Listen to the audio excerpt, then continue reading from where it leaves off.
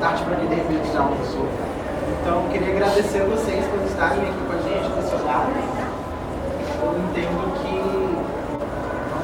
Eu entendo que competir com a hora do almoço é difícil, mas a gente está aqui. Então, obrigado pela presença de vocês nessa atividade. A gente vai estar aqui hoje para falar de educação climática. A importância da educação climática para a Amazônia e para o mundo. E aí a gente tem convidados super especiais aqui para falar com a gente hoje. E eu gostaria de chamar eles aqui para compor as nossas cadeiras e conversar com a gente. Bom, eu sou Thaleson Corrêa, eu sou paraense, sou indígena da etnia Tembé, sou engenheiro florestal formado aqui pela Universidade Federal Rural da Amazônia e hoje faço parte da equipe do Climate Reality Project Brasil como analista de educação. E eu gostaria de chamar o Rodolfo Beltrão, que vai ser o nosso moderador hoje. O Rodolfo é diretor da organização Earth Day na América Latina e ex-ministro da presidência do Peru. Rodolfo.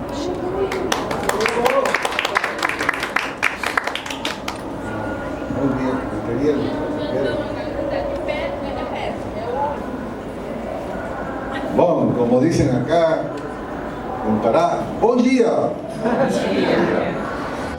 Obrigado Belén, obrigado Brasil. Cuando la primera cosa que cuando uno llega acá a Belén, dice, Señor, ¿usted siente mucho calor?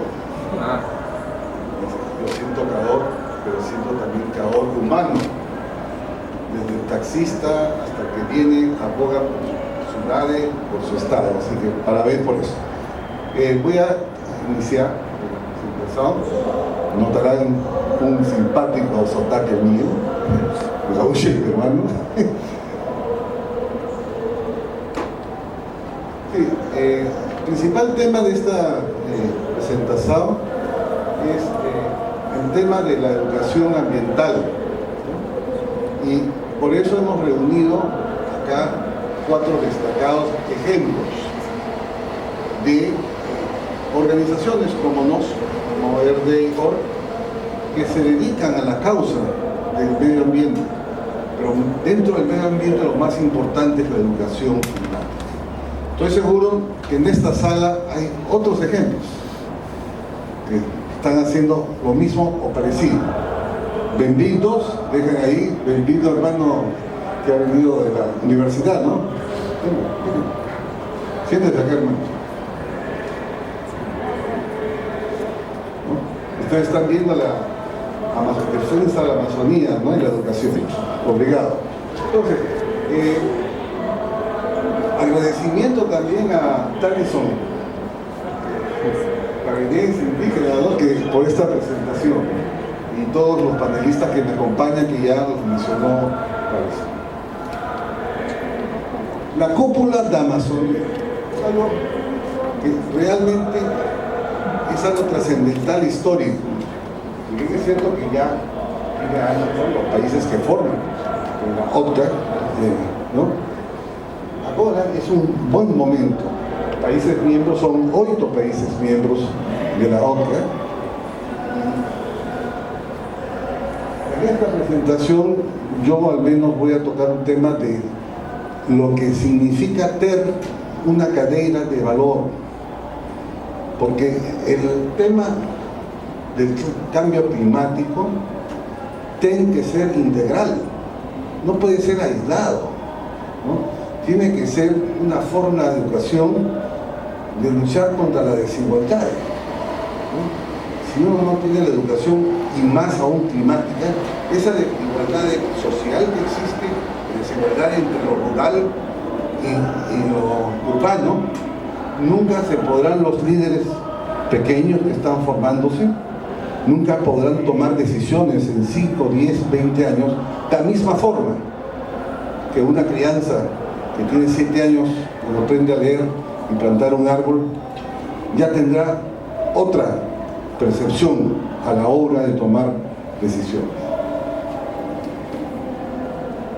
Este es un mapa que yo hallo debería estar en todos los colegios, por supuesto, primero del país de uno, la bandera de uno, pero ese mapa yo lo he visto en muchos colegios, un mapa así en Sudamérica, ¿no? Dentro de Sudamérica, que abarca lo que participan, ¿no? Brasil siendo el mayor aportante de la Amazonia, con 56%, pero todos los países sudamericanos que tengan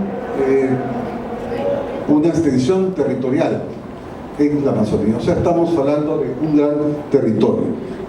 Este mapa es de la OTCA, la Organización del Tratado de Cooperación. Como ven, Brasil tiene la mayor parte, ¿no? Nuestros hermanos de Brasil, 58%. Valga la ocasión también y la coincidencia que el día 9 de agosto, cuando los presidentes toman decisiones acá en la cúpula de Amazonia, es el Día Internacional de los Pueblos Indígenas en todo el mundo. Entonces estoy seguro que los organizadores escogieron esa fecha también. Honor a ellos, les pido su aplauso para los indígenas. Mi organización es una organización que tiene 52 años. Nació en Estados Unidos en 1970, século pasado. Yo lembro de esa época, yo estaba formándome. Nunca tuve un curso en el colegio o en la escuela de medio ambiente. Nunca tuve en la universidad, yo estudié arquitectura. Decían, pero ¿para qué un ingeniero va a estudiar medio ambiente? Esa era la filosofía de ese entonces. Gracias a esto se reunieron un día 22 de abril, se reunieron por iniciativa de maestros, profesores y alumnos de universidades, salieron a las calles a por primera vez mencionar que la Tierra tiene que tener un día. Y eso significó que avanzaran en legislación, ministerios, secretarías, medio ambiente. No habían actas del medio ambiente, actas del agua, actas del aire. Ahí comenzaron muchos de nuestros países de América del Sur. Tenían agencias antes, pero ministerios, es casi los últimos 30 años que hay ministerios dedicados. Entonces, eso es lo que hacemos. Somos una organización sin fines de lucro, del cual nos reunimos con organizaciones similares a nosotros en Brasil, en 190 países en el mundo. Nuestra campaña es promover que la alfabetización climática sea obligatorio y sea también avaliada. No puede haber una obligación si no es avaliada, seguida en el tiempo de acuerdo a sus resultados. Esa es la principal cadena. Bienvenidos al final de este PowerPoint que va a estar en la internet, está la dirección, los nombres. Yo soy encargado de los países de América del Sur y les traigo el saludo de nuestra presidenta Kathleen Rogers, que le envío un gran saludo desde Washington DC. Ella recorre todo el mundo. Hace poco estuvo en Brasilia, se reunió con autoridades.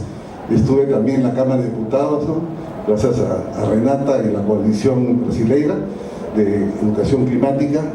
Ella estuvo acá y conversó, y gracias a eso pues nos dimos prioridad a un evento con nuestros parceros acá adelante para hacer esta reunión sobre la educación climática.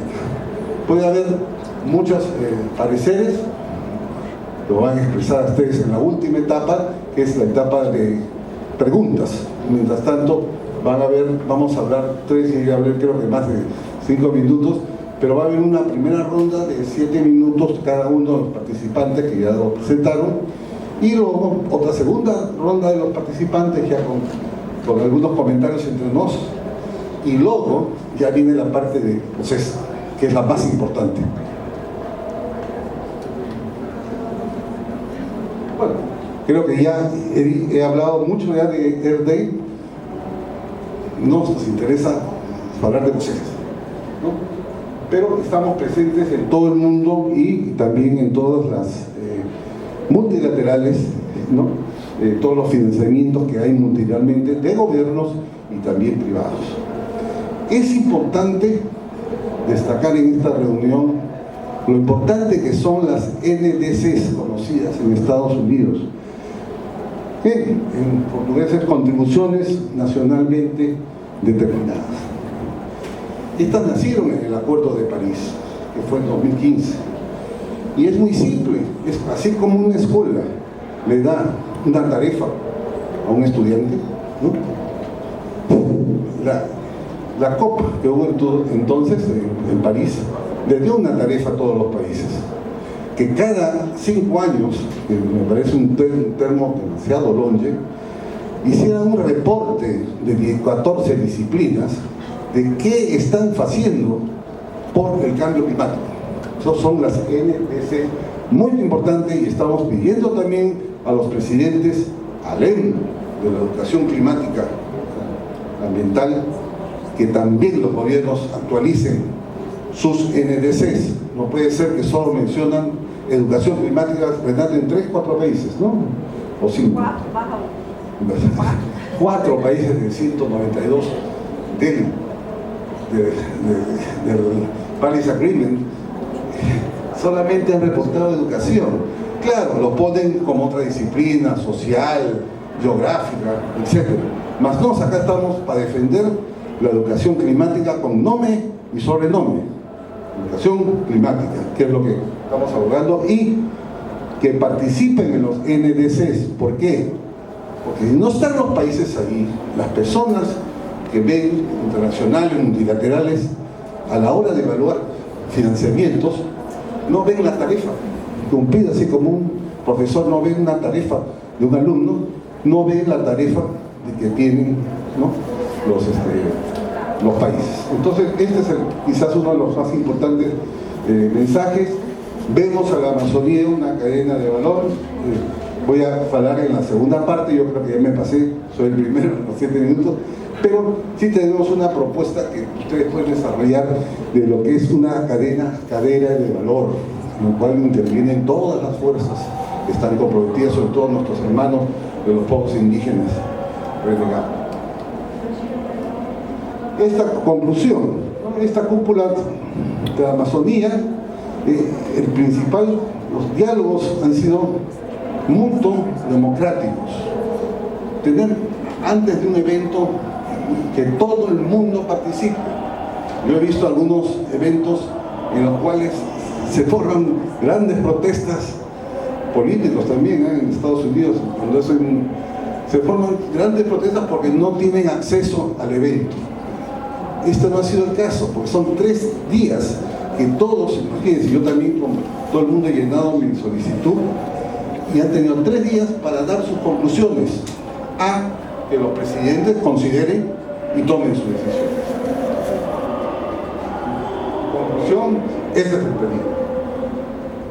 Pedimos a los presidentes que incluyan el tema de la educación climática, que incluyan los currículos escolares, evaluando cada realidad. Cada realidad tiene sus ecosistemas, tiene su forma, su tradición. No se trata de hacer una cosa para todo el mundo con diferentes ecosistemas. Más, hay un tema en común que reúne a todas las injusticias y desigualdades y problemas que hay de derechos humanos. Esa es educación, más ainda educação climática. Obrigado. Earth Day, diretora da Limpa Brasil.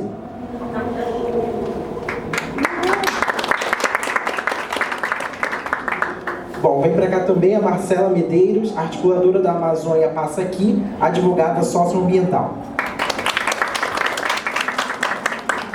Chamo também Renata Moraes, gerente do Climate Reality Project Brasil, membro da Coalizão Brasileira pela Educação Climática e sócia honorária da Earth Day. Queria convidar também Thelma Jajara, que está aqui representando a União Nacional dos Estudantes. E é isso, vamos aproveitar agora as discussões e obrigado, Rodolfo, pela introdução.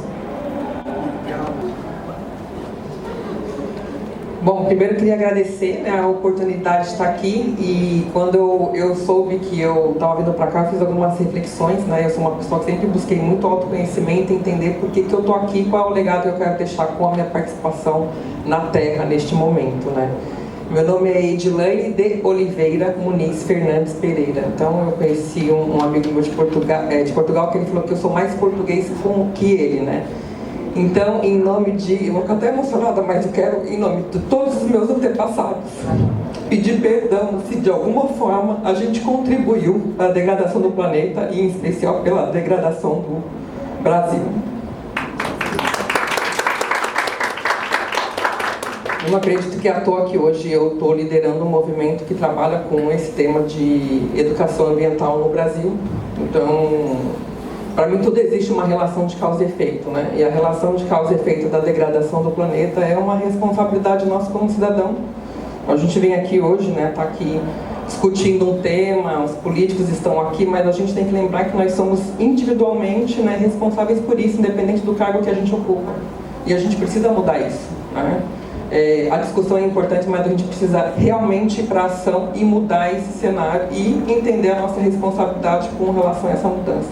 Eu faço parte de um movimento, né, do Herdei, como sócia honorária, mas também de um movimento que também é parceiro do Herdei global, que é o Let's Do It, né, que é um movimento onde a gente pode colocar a mão na massa e convidar as pessoas a sair às ruas e limpar as nossas cidades, olhando aí um pouco para o cenário dos resíduos, né, que tem aí um impacto muito grande na degradação do nosso planeta. Não só na questão, o lixo ele não é impactante só com relação ao meio ambiente, mas a gente pode olhar aí, né, a questão dos investimentos públicos para a manutenção da limpeza das cidades. As nossas cidades são sujas, porque existe mais gente sujando que a capacidade de se limpar, diversas doenças, morte de animais, ou seja, é um caos.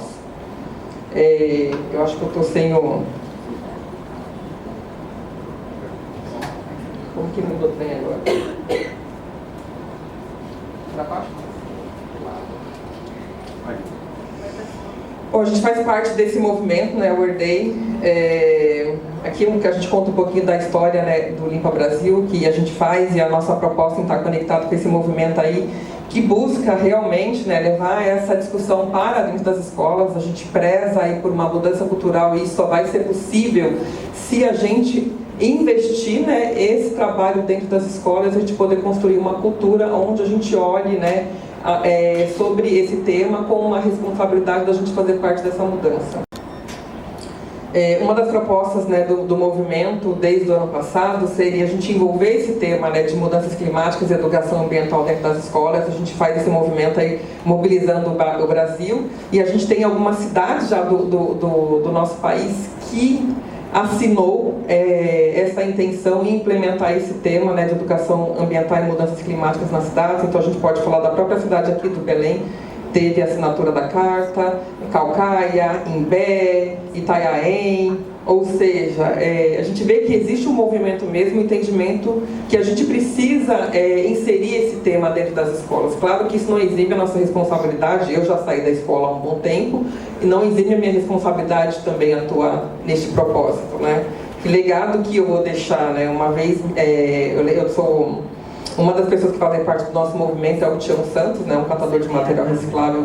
Ele é uma referência aí geral, né, e ele tem algumas falas que eu acho muito interessante. E ele falou, a gente não pode, né, eximir a nossa responsabilidade, deixar aí um legado de problemas para a nova geração poder resolver. A gente tem que se movimentar e contribuir para que a gente deixe um pouco melhor este cenário para essas pessoas.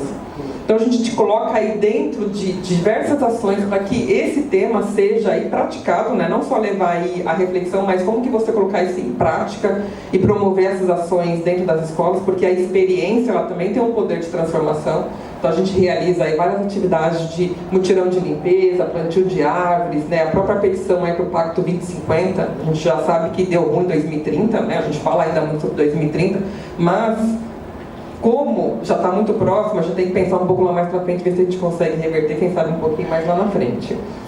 A alfabetização climática, né, é onde a gente teve essas respostas, pontos de mapeamento de pontos viciados de lixo, em diversas atividades na onde traga aí esse cenário.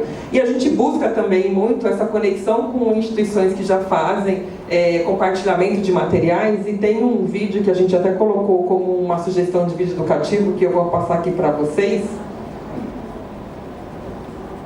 que é bem legal, achei bem legal esse vídeo. Bom dia. Começando mais uma bela manhã, está no ar o Jornal Atual. Mudanças climáticas surpreendem até os especialistas. Selecionamos dicas ótimas para você aproveitar o dia sem nenhuma gota de preocupação.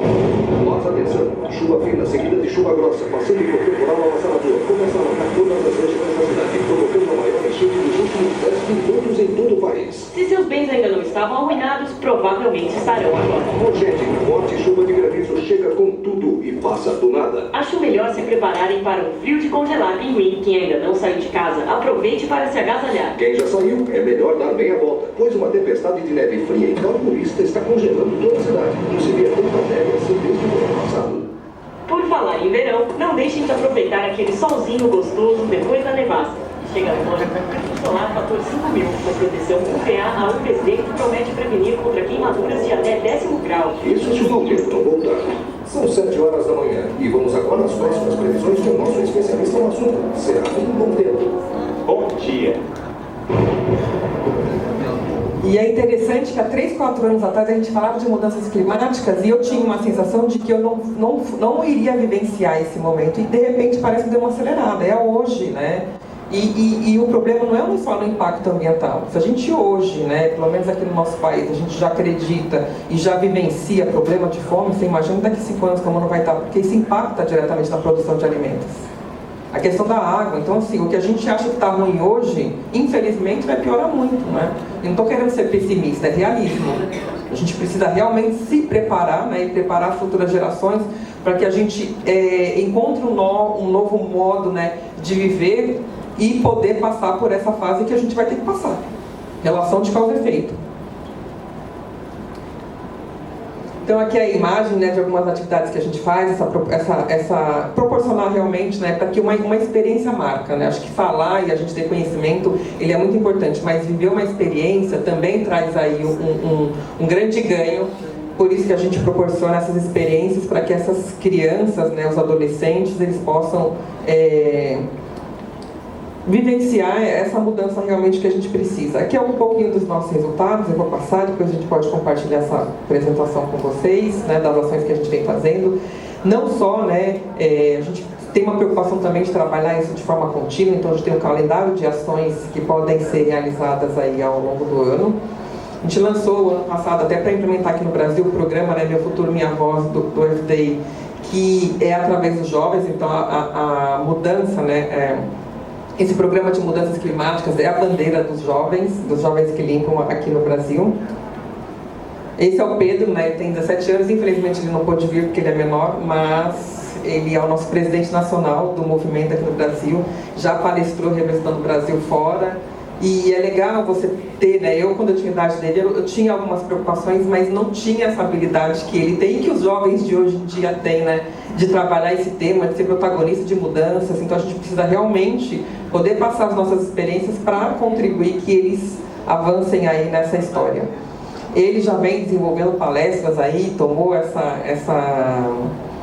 esse protagonismo com várias escolas, já estão mobilizando outros jovens no Brasil para que a gente possa implementar esse programa de forma mais extensa a partir do próximo ano. Aqui é um ato, teve um encontro no mês passado com a ministra e a gente participou também. Aqui, a nossa próxima agenda, a gente tem aí uma ação que acontece, né, no mundo inteiro, 16 de setembro, onde convidam todas as pessoas a saírem às ruas e limpar as suas cidades, né? Então é um ato cívico que a gente pode fazer. Tenho certeza que todas as pessoas que estão aqui, se saírem da sua porta para fora, vão encontrar algum resíduo para recolher e dar uma destinação adequada. Então, né, a gente tem até um outro programa que chama Eu Cuido do Meu Quadrado, que tem esse despertar das pessoas cuidarem do espaço que elas ocupam, independente do espaço que seja. E a gente pode começar limpando aí as nossas ruas, né, trazer um pouco aquele sentimento de pertencimento, onde a gente enxerga, né, a calçada como extensão da nossa casa, a nossa praça, o nosso rio, o nosso mar e o planeta como extensão da nossa casa. E dia 22 de abril, ano que vem, está próximo aí, né? Esse grande dia também é um dos movimentos mais antigos no mundo, né? O Earth Day, que convida também as pessoas a esse cuidado com a terra. Então já está aqui para vocês, né? Entrem lá em contato com a gente, vamos mobilizar os jovens para que eles encabecem essa bandeira de mudanças climáticas e possam fazer as transformações aí nas suas cidades. A gente já tem alguns cadastrados aqui no Brasil e a partir desse mês agora, de setembro, a gente começa a expandir. Falando aqui do Dia Mundial da Limpeza e quero agradecer novamente a oportunidade de estar aqui com vocês. Boa tarde, gente. Como o Thaleson já me apresentou, eu me chamo Marcela e venho de São Luís do Maranhão. Então esse geladinho aqui tá incomum para mim. Estou aqui me segurando mesmo. Mas em primeiro lugar eu queria dar um salve aos guardiões da floresta e aos povos da floresta, indígenas, ribeirinhos, extrativistas, mulheres quebradeiras de coco babaçu. E dizer que é um prazer estar aqui com vocês, esse convite que nós da Amazônia Passa Aqui estamos muito felizes. Então, nós somos a Amazônia Passa Aqui, que é uma ação de comunicação, organização, mobilização e engajamento dos ativistas urbanos e nasceu em 2022 com a intenção de promover circuitos caminháveis e pedaláveis nas cidades brasileiras. Esses circuitos, eles tentam exatamente trazer a reflexão sobre a Amazônia em nós e também o quanto os ambientes urbanos têm em suas cidades a floresta amazônica, porque nós entendemos que as cidades, elas não são, elas não são apenas passeio ou ruas de passagem, elas são espaços transformadores, elas são plataformas educacionais. O objetivo dos circuitos é provocar as pessoas essa necessidade de ampliar a visão e a conexão com a natureza, além de exigir dos governantes políticas públicas para a preservação da Amazônia. Na primeira etapa, em 2022, nós estivemos em sete capitais do Sul e do Sudeste, entre junho e outubro realizando essas atividades. Foram 106 atividades e mais de 7.000 pessoas presentes nos eventos. Então as cidades foram Belo Horizonte, Vitória, Rio de Janeiro, São Paulo, Curitiba, Florianópolis e Porto Alegre. Agora a gente vai ver esse vídeo para vocês sentirem um pouquinho o que foi. Deixa o corpo e deixa a Amazônia te atravessar. O Manifesto Amazônia Passa Aqui. As grandes cidades brasileiras crescem com um horizonte bem parecido, um caos. Olhar para fora mostra experiências inspiradoras que muitas vezes não se aplicam à nossa realidade. E olhar para dentro mexe em feridas urbanas que quase sempre fingimos nem existir. O resultado tem sido a reprodução em série de cidades que demandam cada vez mais recursos naturais, são carro-dependentes, violentas, insustentáveis e baseadas em injustiças sociais e ambientais. Diante das mudanças climáticas e do aquecimento vertiginoso do planeta, que são potencializados pelo nosso estilo de vida, não temos encontrado ferramentas como sociedade para enfrentar o maior desafio da nossa geração. Jogamos para debaixo do tapete as emergências climáticas, deixando para depois e esperando algum milagre da tecnologia que não virá. Se falar de futuro pode causar uma série de ansiedades em muitos de nós, aprendemos com o conhecimento indígena que o futuro é ancestral e que tudo está intimamente conectado no único tempo, o agora. Foi mexendo o corpo e respirando fundo que o movimento Amazônia Passa Aqui proporcionou a conexão com o presente. Pedalamos e caminhamos por circuitos urbanos construídos nas 7 capitais das regiões Sul e Sudeste: Vitória, Belo Horizonte, Rio de Janeiro, São Paulo, Curitiba, Florianópolis e Porto Alegre. E apesar da pouca infraestrutura cicloviária nessas cidades, sentimos o gostinho da importância e da influência da maior floresta tropical do mundo para nós que vivemos aqui. Além de conhecer mais e apreciar os rios voadores que transportam vapor d'água pelos céus direto da Amazônia para cá, vimos e aprendemos muito com exposições e cinema de temática indígena, poesia, música, arte urbana e culinária tradicional. Também conhecemos aldeias em contexto urbano, apoiamos movimentos de estudantes indígenas, participamos de manifestações em defesa dos seus povos, promovemos Fizemos rodas de conversa, grafites, aprendemos sobre rituais xamânicos, fizemos mutirões agroecológicos e saímos em expedição, a pé, de bike, patins e patinete, na busca pelo respiro em meio ao caos. Colocamos nossos corpos nas ruas em busca do tesouro chamado Eu Natureza e somamos na luta em defesa da floresta. Olhar e sentir de perto a resistência da biodiversidade das grandes cidades nos inspira a lutar pela nossa vida, mesmo diante da tristeza de ver rios poluídos e sufocados. Descaso com as poucas áreas verdes, com a Mata Atlântica, mas ainda assim consegui encontrar alegria, afeto e beleza que nos colocam questionamentos sobre a história de desenvolvimento urbano e progresso que nos são contadas. Se somos uma região que é potência agroecológica e não um grande deserto, é também graças aos serviços oferecidos pela Floresta em Pé. Os representantes do próximo ciclo político precisam ter coragem de enfrentar os saqueadores da floresta e colocar a proteção dos biomas no centro das políticas de desenvolvimento do país. Só haverá futuro para nossa espécie com a Amazônia de pé, ouro no solo e povos tradicionais indígenas vivos e protegidos por políticas públicas eficientes. O que acontece na Amazônia não fica só na Amazônia, afeta todos e todas nós.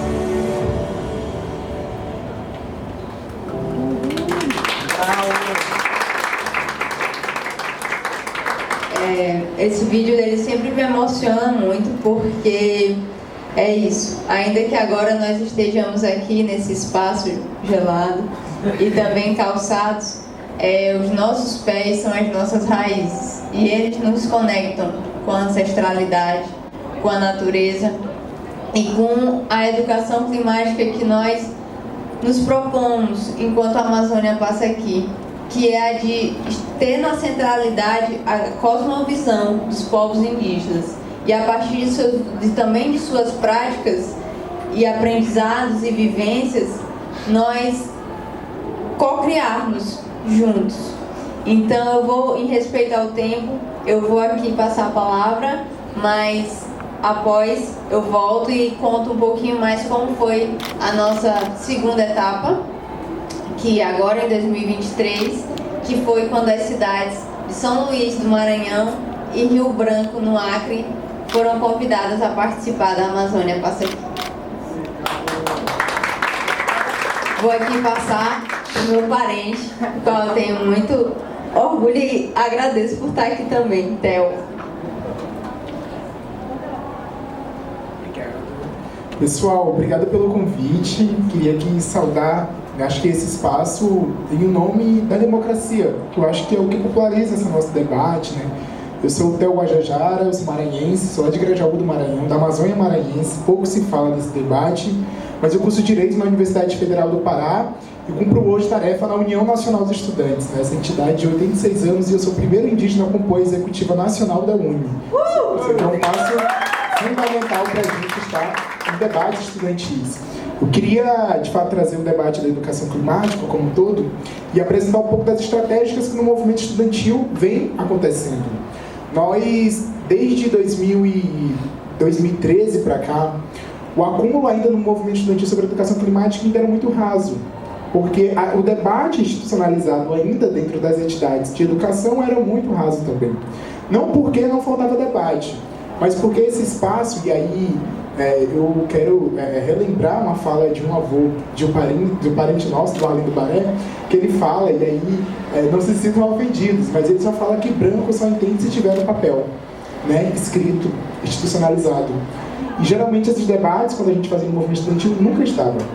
Então eu queria ressaltar esse ponto, porque quando a gente vai discutir educação climática, a gente olha como isso está inserido no setor da educação.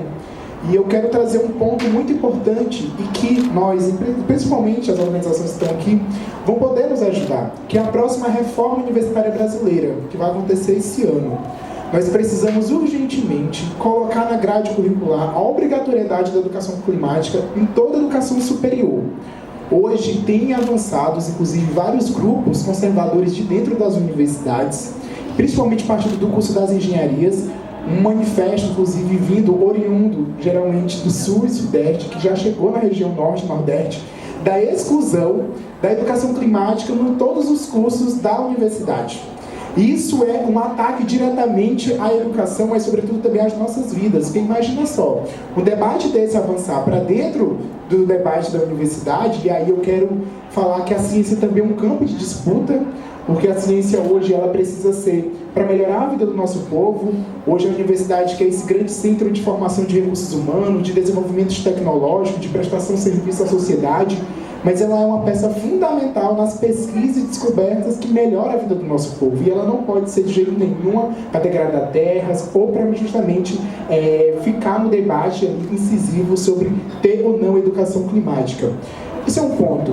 Nós temos feito dentro da União Nacional dos Estudantes um grande debate, inclusive com várias organizações, e a gente faz um chamado às organizações que queiram discutir isso a nível de movimento social. Nós sabemos a capacidade de mobilização que a UNI tem, que a UBS inclusive tem, que as nossas entidades estudantis têm, de colocar o povo na rua, de forma simultânea colocar esse debate para dentro das universidades.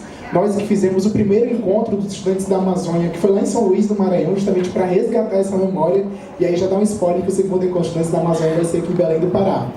Dito isso, a gente tem feito hoje esse acúmulo no debate, porque, infelizmente, o debate que está sendo proposto sobre educação climática ainda assim não chega no campo da universidade, muito menos da educação básica.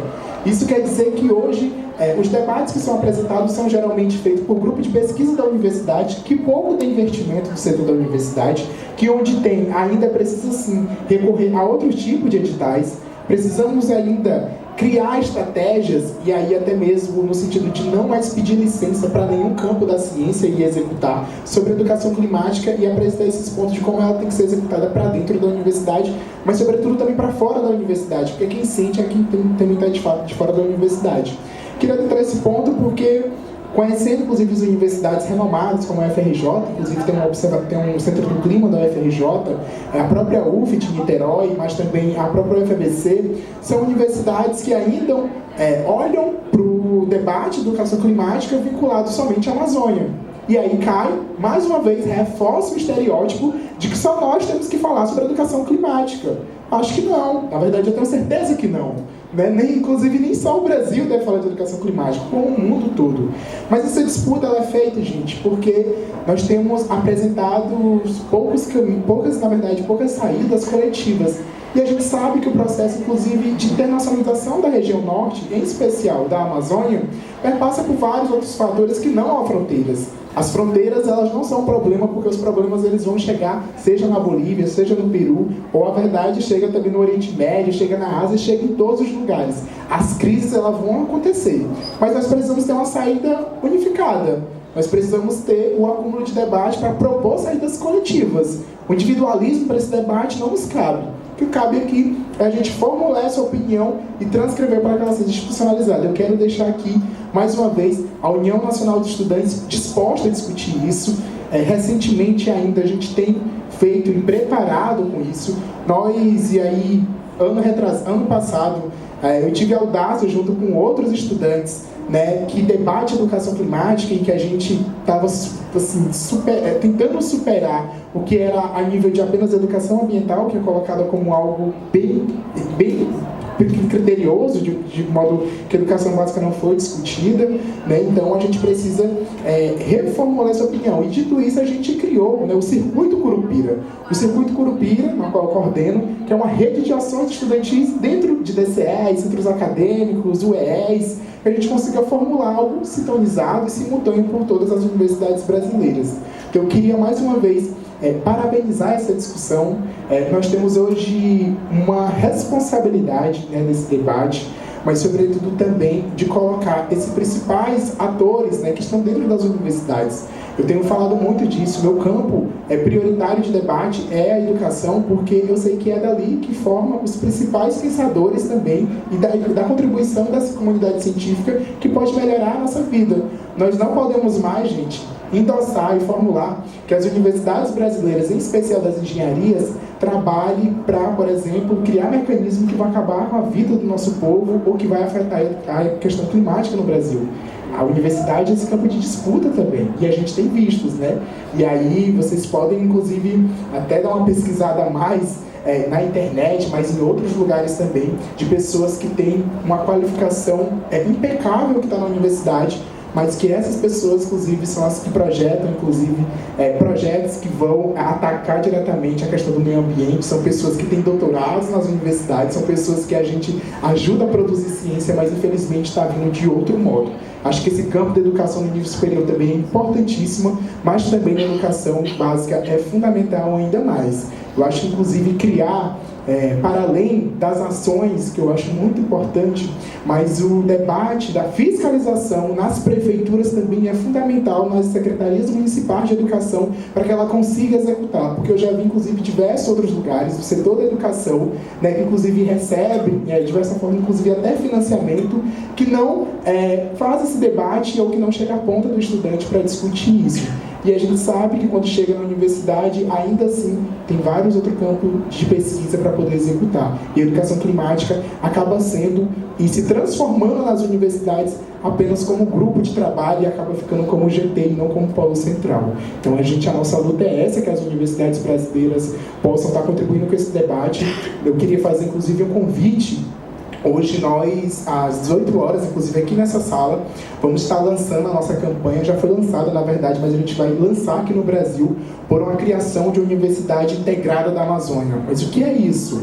Uma Universidade Integrada da Amazônia. Uma Universidade Integrada da Amazônia é que a gente consiga uma universidade para além do Brasil, mas que a gente consiga conversar com toda a região amazônica, uma universidade transversal, uma universidade que a gente consiga dialogar territorialmente. Não cabe mais apenas uma universidade somente de ciência e tecnologia, nós também temos territórios. Então, esse tipo de discussão ela precisa estar na linha de frente da próxima educação superior. E aí, dentro dessa Universidade Integrada da Amazônica, ela precisa ter um eixo central. E o eixo central dela precisa ser a educação climática. Por isso que eu vim aqui justamente também fazer o convite para vocês, para que se somem nesse debate, nessa contribuição, para que a gente possa aí executar e futuramente, daqui, não sei, aí esse ano, não sei quando, mas nós precisamos ser os principais ativadores e mobilizadores dessa grande campanha de Universidade Integrada da Amazônica, que a gente consiga identificar também essa universidade com a nossa cara, com a nossa perspectiva, e de não uma universidade que apenas a gente vai para a sala de aula, que a gente consiga ainda assim, esse modelo de educação ainda está muito superado.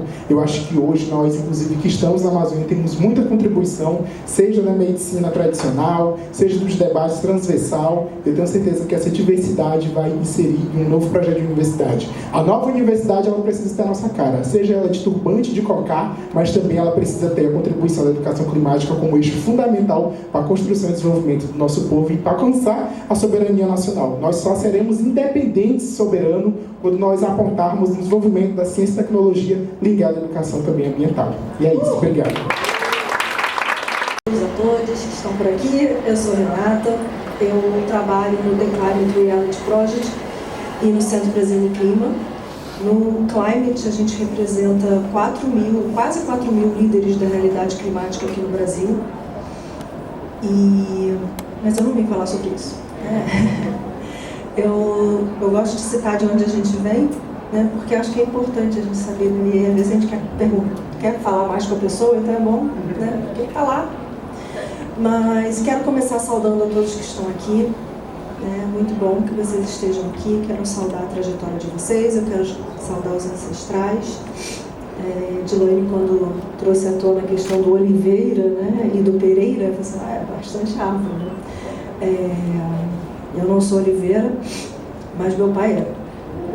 Então, queria também pedir perdão por todos os nossos antepassados, né, que vieram, né, com um trator passando por cima das pessoas, do que é importante para a nossa terra. O que me traz aqui hoje é um dos projetos que a gente tem na nossa organização, que se chama Coalizão Brasileira pela Educação Climática. Há alguns anos, mais especificamente 7 anos atrás, bom, eu sou pedagoga, né? Então eu acredito muito na educação. Para mim, a educação é a resposta a todas as perguntas. Eu não consigo pensar em nada mais importante nesse mundo e nesse momento do que a educação. E qualquer uma. Não, Marinha? Ah, pedagoga de espetáculo ali atrás. A educação ela é muito importante, por muitos motivos. Primeiro porque é através da educação que a gente interage. É através da educação que a gente se reconhece. É através da educação que a gente se une. Então, muito foi importante quando a gente começou a ir para as escolas, quando a gente recebeu um chamado das escolas para a gente falar sobre educação climática, sobre mudança climática nas escolas. E eu fiquei muito preocupada quando eu fui para as escolas falar sobre educação climática, porque eu pensei, gente, vou falar o quê para esse povo? Vou falar que está ruim o negócio, porque isso não é bonito.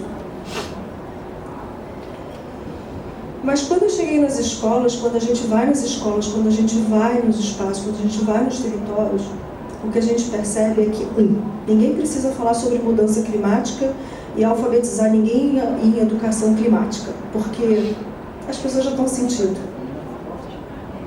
Então, assim, ela já está rolando. Eu não preciso ir a nenhum território para dizer que está chovendo demais, que está calor demais. Aliás, eu sempre soube que Pará, Thales, a gente falava antes, o encontro era antes ou depois da chuva. Ainda não vi ela por aqui. Então, é muito triste quando a gente tem um lugar que há mais de 30 dias faz 43 graus e que as pessoas, me incomoda fortemente porque eu sofri uma queimadura com 9 anos, mas que as pessoas estão tendo queimadura de 3º grau ao abrir a maçaneta da casa, ao desmaiarem de calor e caírem no chão e terem queimaduras de 3º grau. Eu sei o que é uma queimadura de 3º grau. E a gente não precisa, então, dizer para as pessoas o que está acontecendo. Então, por que educação climática?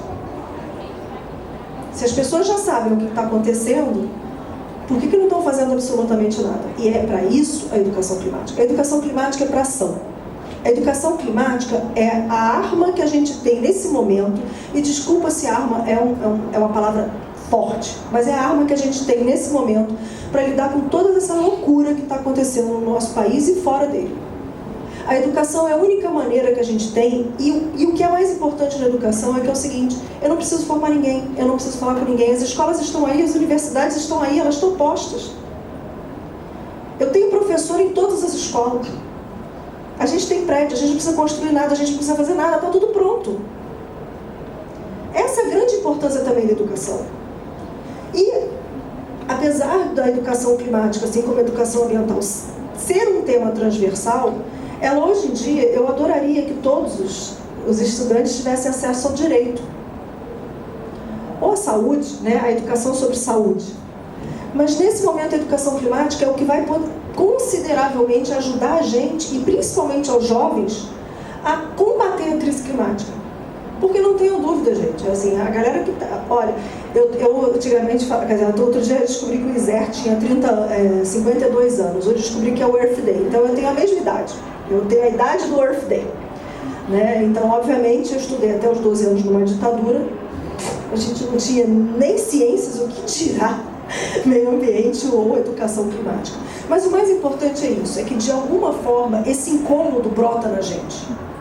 Esse incômodo de poder ver as pessoas sofrendo, e essas juventudes que vão chegar, as que estão aqui, as que vão chegar num país muito mais quente, num lugar muito menos respirável. Então, essa é a urgência da educação climática.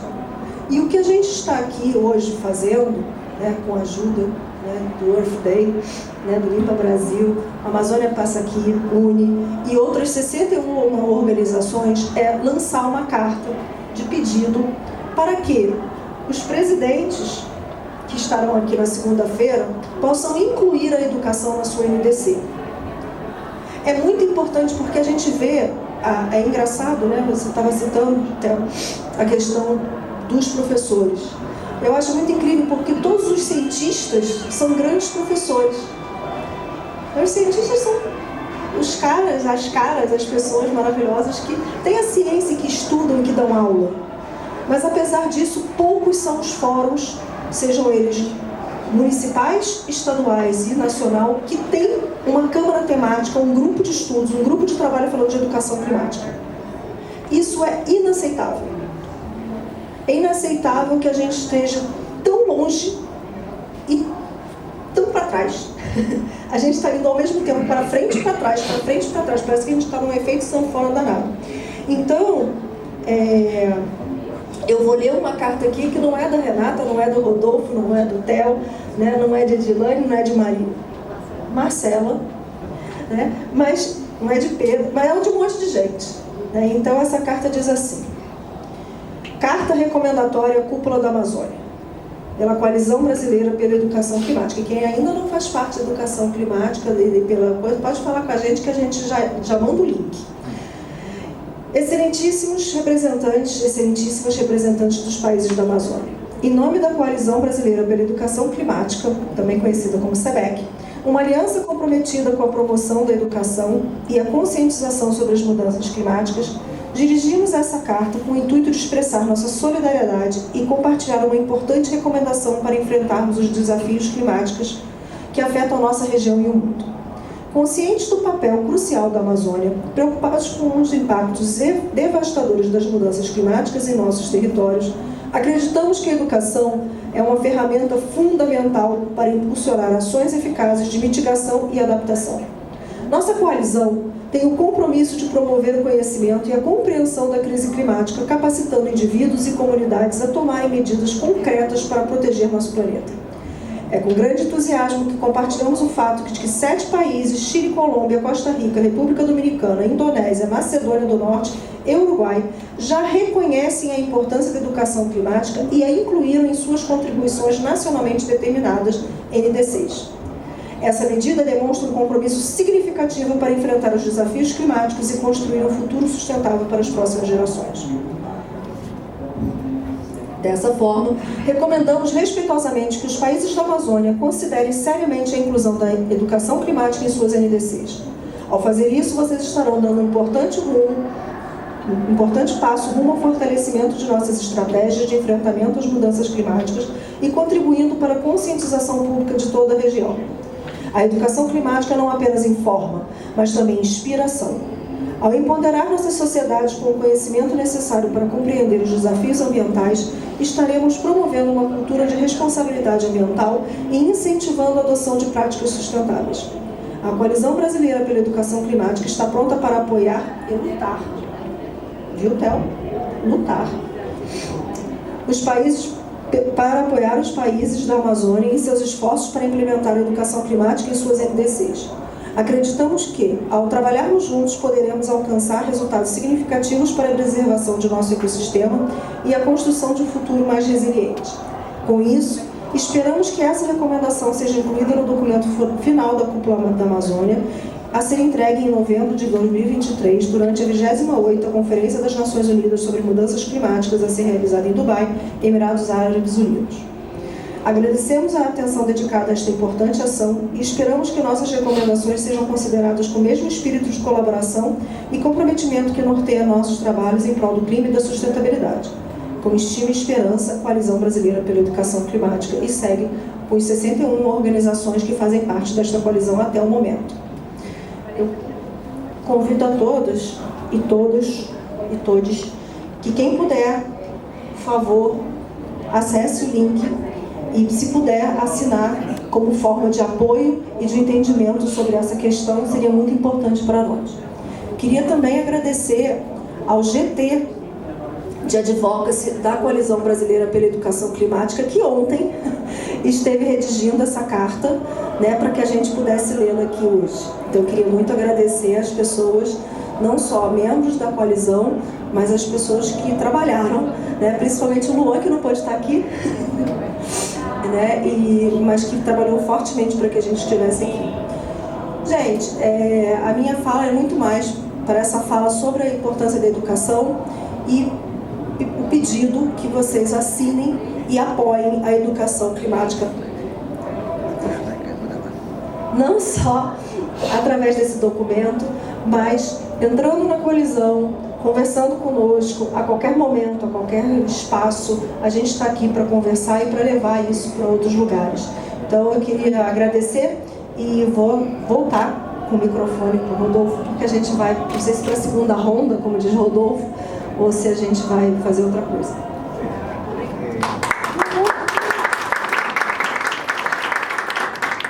Muito obrigado a todos. Quero consultar.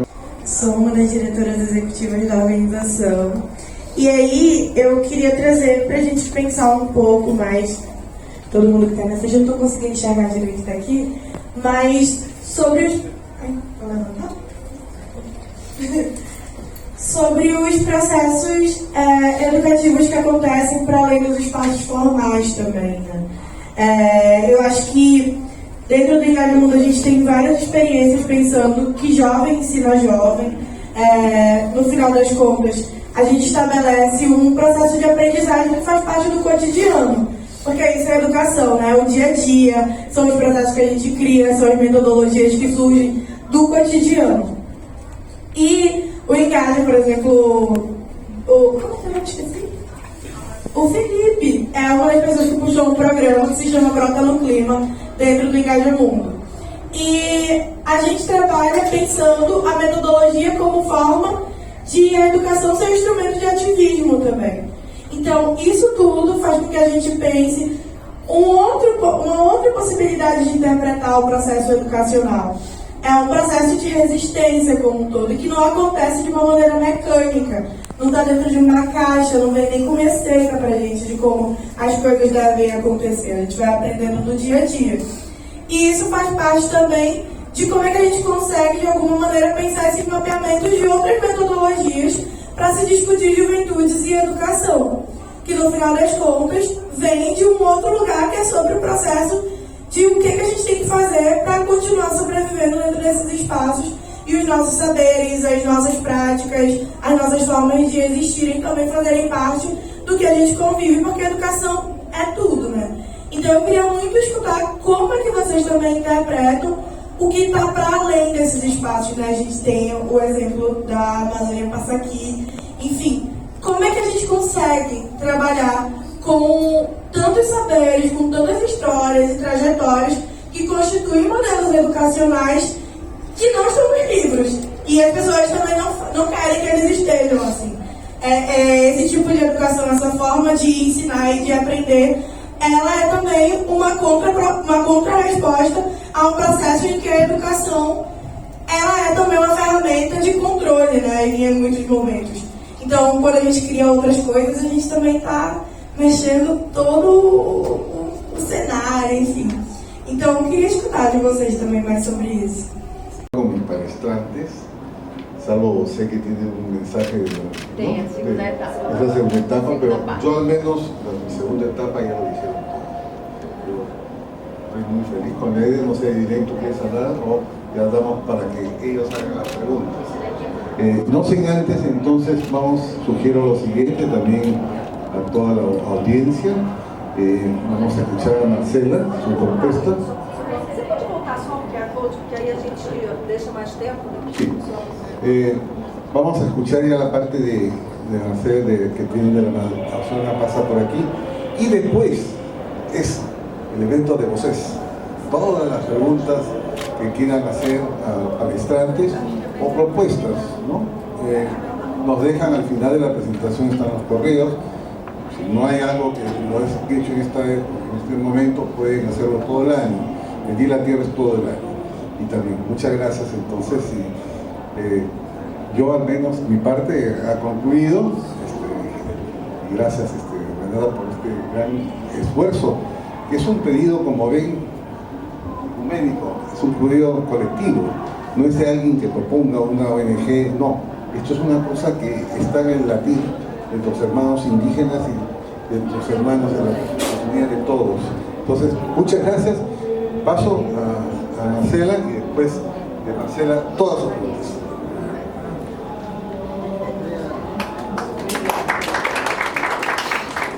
Então, vamos lá para a segunda fase.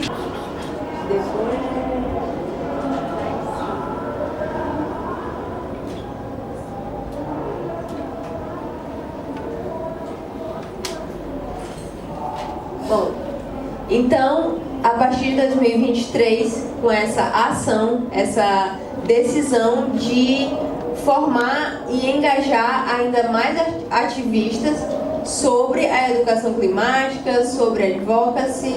A Amazônia Passa Aqui inicia a sua jornada de formação, que é esse programa de mobilização, organização e engajamento. A jornada aconteceu entre os meses de abril a julho de 2023 e contou com a participação aí de 18 ativistas urbanos representando as regiões Norte, Nordeste, Sudeste e Sul. E foi nessa segunda etapa que São Luís do Maranhão e Rio Branco, no Acre, ingressaram. Então, somos 18 ativistas, como vocês podem olhar aí, conhecer um pouquinho da gente. E também aqui tem o Felipe, que faz parte aí desde a criação em 2022. E vamos lá. Então, dentre os objetivos da jornada de formação está exatamente de trazer a educação climática como um método que pode auxiliar nesses processos de aprendizagem sobre as causas e ameaças das mudanças climáticas. Por meio da jornada de formação, nós buscamos juntos e juntos, construir essas competências e habilidades para a tomada de decisões e soluções inovadoras, que esse tempo ele nos implica. Então precisamos ter soluções inovadoras. E as mudanças climáticas, elas são essa realidade complexa e que envolve uma diversidade também de atores para a sua atuação, para a sua ação e também a profissionalização dos ativistas. Então, fizemos a formação exatamente para fortalecer a nossa atuação.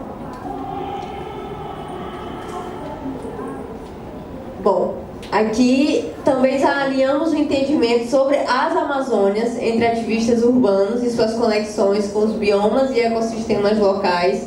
No Maranhão, por exemplo, dos 217 municípios, 181 são Amazônia Maranhense. Então é gigantesco, a gente fica atrás só do Pará, por exemplo, em termos de municípios amazônicos. Promovemos a educação climática vinculada à cultura e identidade locais, sobretudo trazendo a reflexão a partir da mobilidade urbana.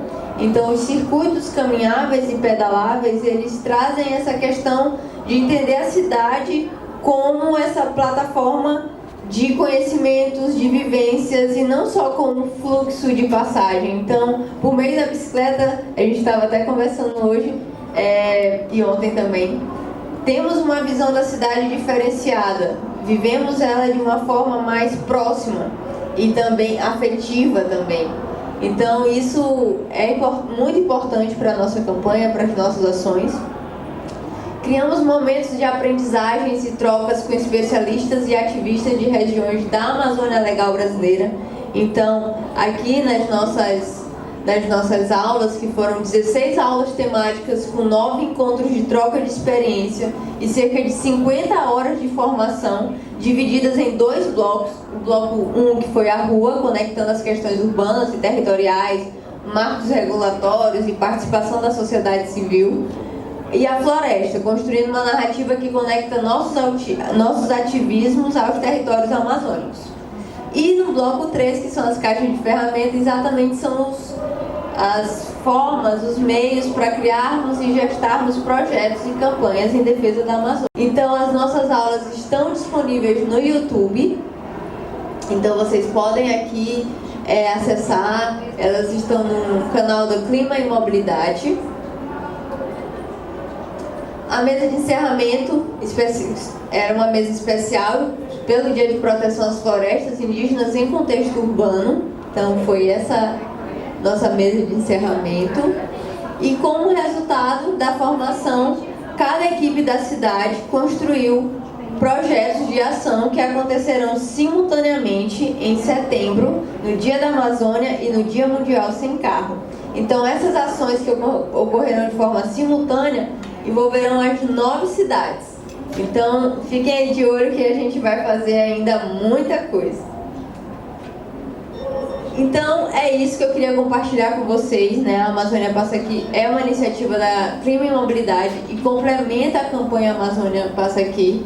E, como eu falei há pouco, né, uma das nossas maiores crenças também é na mobilidade ativa, urbana, sustentável, redução de emissões no setor de transporte da cidade. Defendemos um pacto nacional pela preservação da floresta amazônica, fim do desmatamento e tudo isso que a gente está se propondo, a gente está fazendo, está acontecendo. E queria agradecer mais uma vez pelo convite de estar aqui e compartilhar um pouco sobre. Nos acompanhe, ali tem um manifesto que está ali na mesinha, tem os adesivos, levem a Amazônia Passa Aqui no peito. E é isso, a gente vai ficar aqui agora para as perguntas, né? E agradeço também a presença e a participação de vocês. Muito obrigada. Entonces, el evento es de voces, preguntas. No tienen que hacerlas, ¿verdad? De repente pueden hacer así. Por favor, su nombre, de dónde es José, su nombre y su pregunta.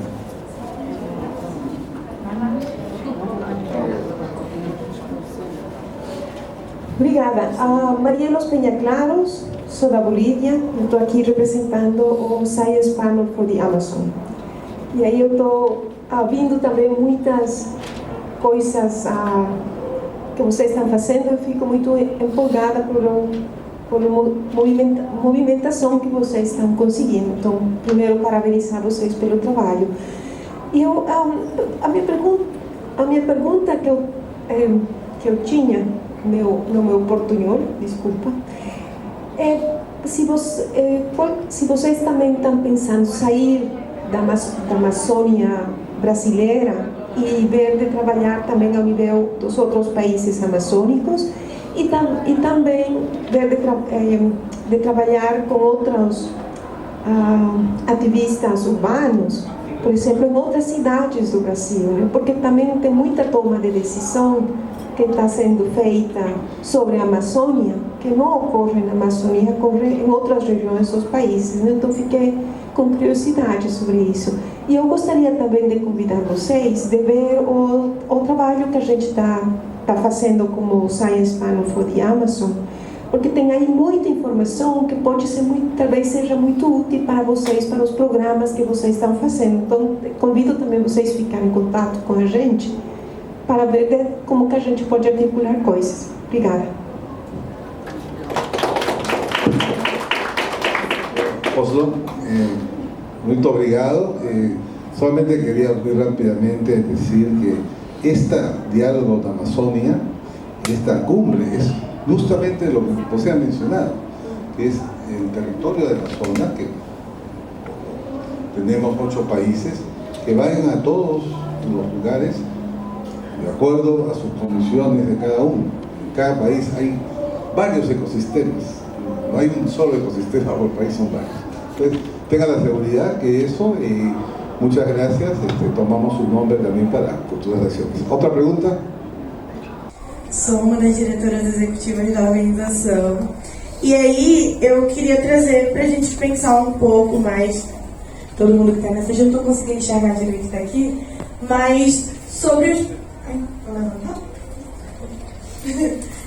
sobre os processos educativos que acontecem para além dos espaços formais também, né? Eu acho que dentro do Engaje Mundo a gente tem várias experiências pensando que jovem ensina jovem. No final das contas, a gente estabelece um processo de aprendizagem que faz parte do cotidiano, porque isso é educação, né? O dia a dia, são os processos que a gente cria, são as metodologias que surgem do cotidiano. E o Engaje, por exemplo, como é que eu esqueci? O Felipe é uma das pessoas que puxou um programa que se chama Brota no Clima, dentro do Engaje Mundo. E a gente trabalha pensando a metodologia como forma de a educação ser um instrumento de ativismo também. Então, isso tudo faz com que a gente pense uma outra possibilidade de interpretar o processo educacional. É um processo de resistência como um todo, e que não acontece de uma maneira mecânica. Não está dentro de uma caixa, não vem nem com receita para a gente de como as coisas devem acontecer. A gente vai aprendendo no dia a dia.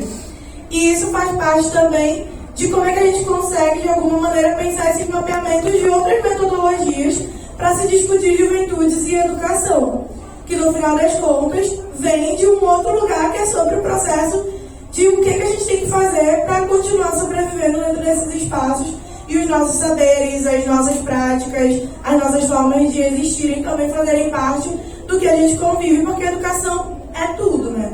Então eu queria muito escutar como é que vocês também interpretam o que está para além desses espaços, né? A gente tem o exemplo da Amazônia Passa Aqui, enfim, como é que a gente consegue trabalhar com tantos saberes, com tantas histórias e trajetórias que constituem modelos educacionais que não estão nos livros, e as pessoas também não querem que eles estejam, assim.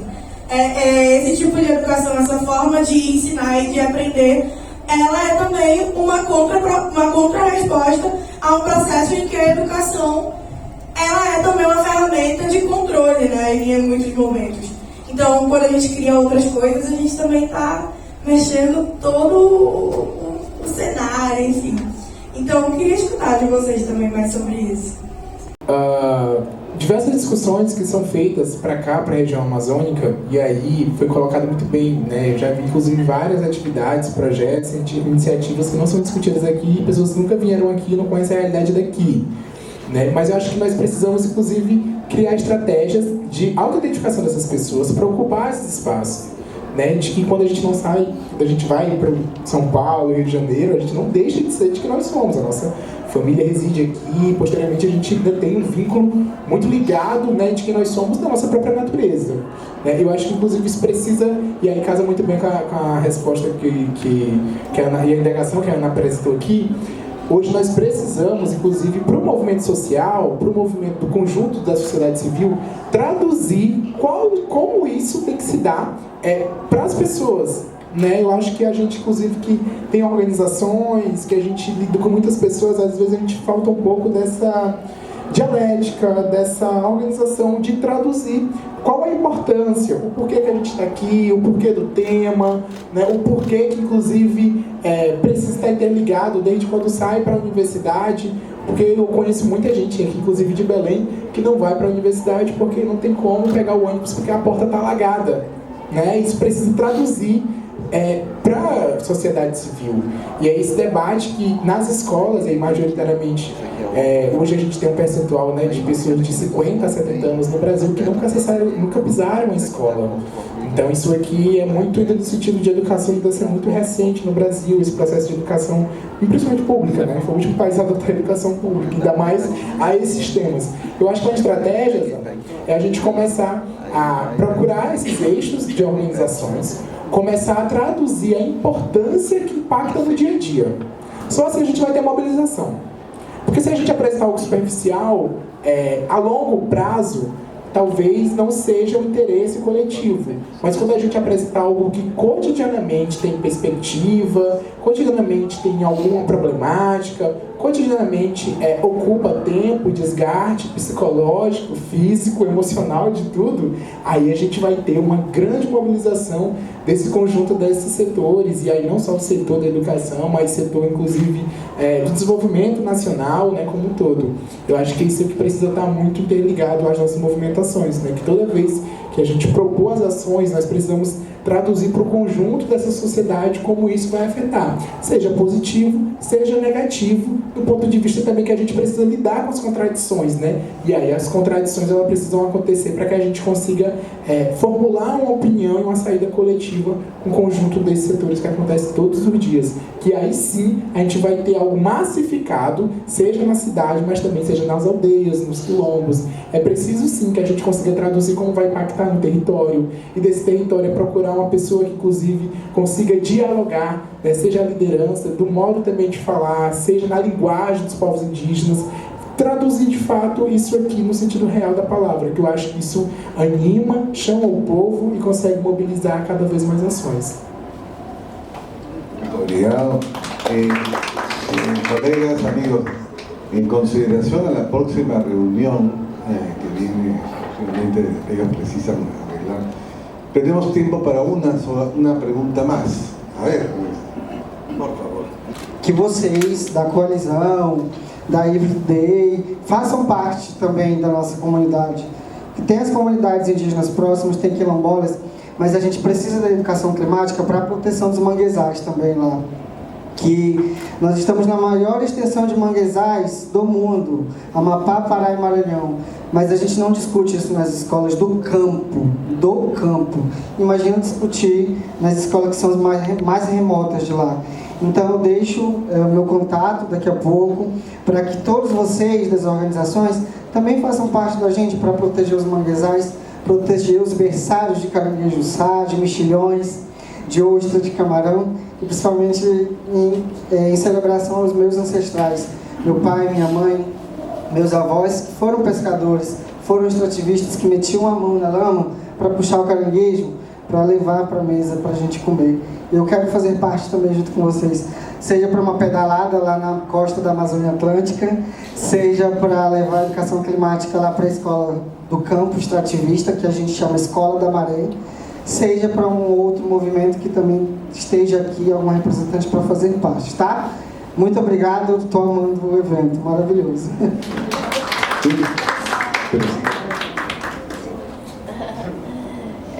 Só complementando também um pouco o que o Theo colocou, na pergunta da Ana Rosa, eu acredito que muito do que essa educação não formal, né, e não tradicional, que a gente também experienciou muito na Amazônia Passa Aqui com a formação, com as trocas de experiências, troca de saberes, vem muito do lugar também de escuta, né, muito no lugar de observação, de estar no território, mas também estar aberto, né, para essas outras formas de aprender.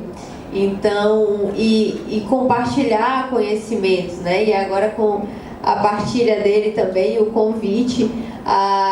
Em São Luís mesmo, a gente tem faixas extensas de manguezal, né? Próximo ali na Raposa, em São José de Mamãe, a gente tem muita a presença do mangue, do bioma manguezal. E também a colocação da companheira da Bolívia é uma provocação, né? Até com o que tu falou inicialmente. E quem sabe, né, vamos expandir, até mesmo porque entendemos, né, que a Amazônia essa floresta que ela se ramifica e ela conversa com todos os outros biomas, com os outros países, e que estamos todos conectados.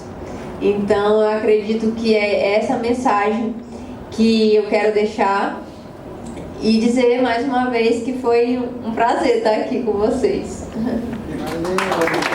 Terminado el evento, cualquier otra pregunta tienen nuestros emails. O sea, esto es todo el año. Esto es todo el año y además tienen 8 días, 6 días que vamos a ficar acá. Obrigado.